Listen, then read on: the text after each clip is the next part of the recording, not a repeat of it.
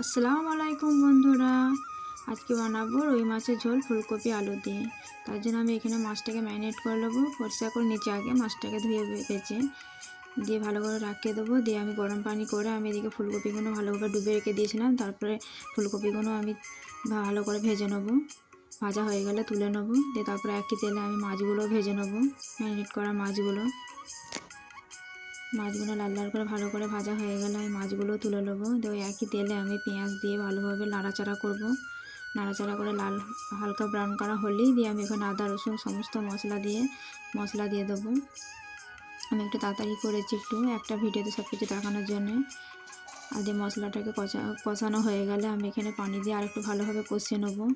তারপরে এখানে কেটে ধুয়ে রাখা আলুগুলো আমি দিয়ে দেবো। আলুটাকে এখানে ভালোভাবে মশলার সাথে আরও মাখিয়ে নিয়ে কষিয়ে নেবো। অল্প অল্প পানি দিয়ে ভালোভাবে কষাবো। দিয়ে তারপরে দিয়ে দেবো নুন। আর একটু ভালোভাবে নাড়াচাড়া করে মাখিয়ে নেবো নুনটাকে। দিয়ে ভালোভাবে কষিয়ে অনেকক্ষণ ধরে আমি কষিয়েছিলাম। এবার দিয়ে দেবো ভেজে রাখা ফুলকপি আর কেটে রাখা টমেটো। দিয়ে আর একটু ভালোভাবে নাড়াচাড়া করব। ভালোভাবে নাড়াচাড়া করে ভালোভাবে কষিয়ে নিয়ে আমি এখানে অনেকক্ষণ ধরেই কষিয়েছিলাম। আমি ভিডিওটা একটু স্পিড করা আছে।